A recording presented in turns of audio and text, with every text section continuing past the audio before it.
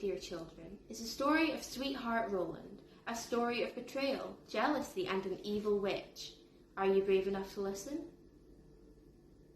Yes? Then we shall begin. Once upon a time, there lived a wicked witch. She had 2 daughters, one ugly and wicked, and one beautiful and good.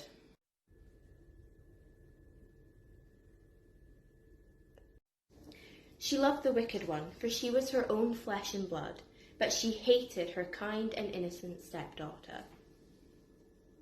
The stepdaughter had a beautiful apron. The ugly sister fancied it so much that she told her mother that she must, and she would, have that apron. "Be quiet, my child," said the old woman. "and you shall soon have it. Your stepsister has long deserved death. Tonight, when she is asleep, I will creep into her room and cut off her head." It would have all been over for the poor girl if she had not, just then, been stood in the corner and had heard everything. That night, once bedtime had come, the witch's daughter got into bed first, so as to lie at the far side. But once she was asleep, the other came in and gently pushed her to the front, and took for herself the place at the back, close by the wall.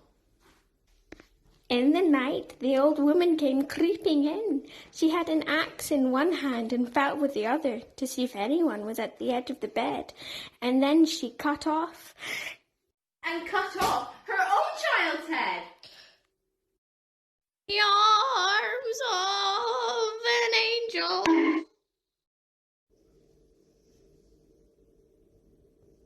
Once the witch had gone away, the girl got up and crept off to her sweetheart, who was called Roland, and knocked on his door.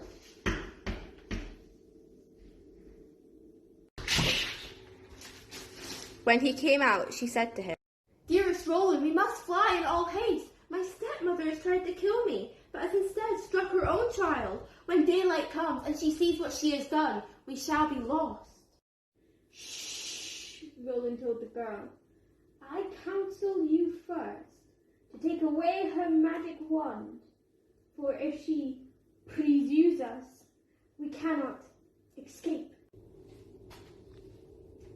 The maiden crept back home.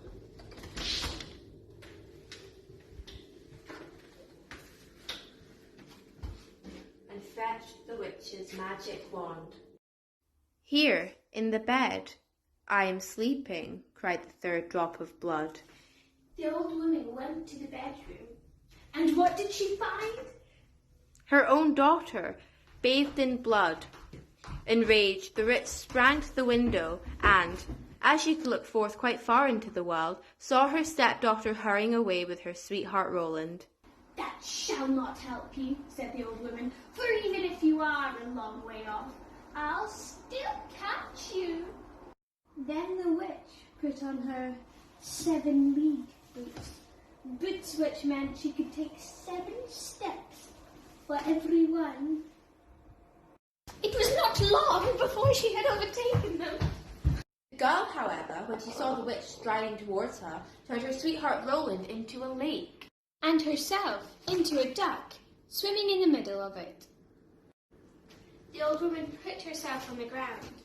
She threw bread at the duck to try and entice the duck, but the duck would not let herself be enticed. After a while, the old woman went home. At this, the girl and her sweetheart Roland resumed their natural shapes,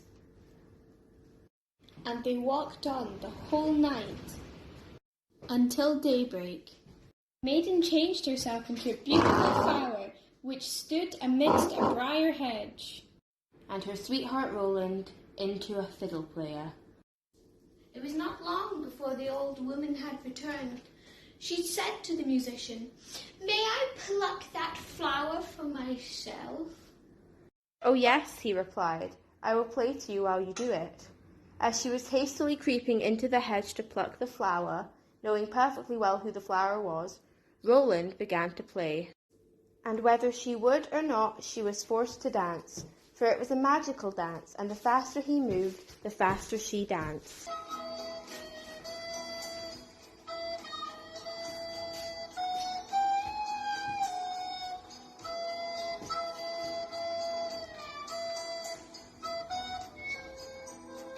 The thorns of the hedge tore at her clothes and her body, and pricked and wounded her till she bled. And as he did not stop, she danced till she lay dead in the ground, torn apart.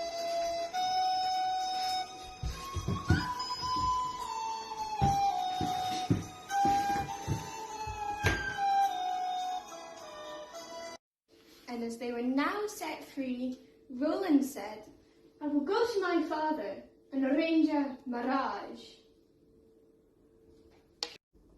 And that is exactly what he did. They were married shortly after, and then, dear children, they lived happily ever after. And that is the story of Sweetheart Rolland.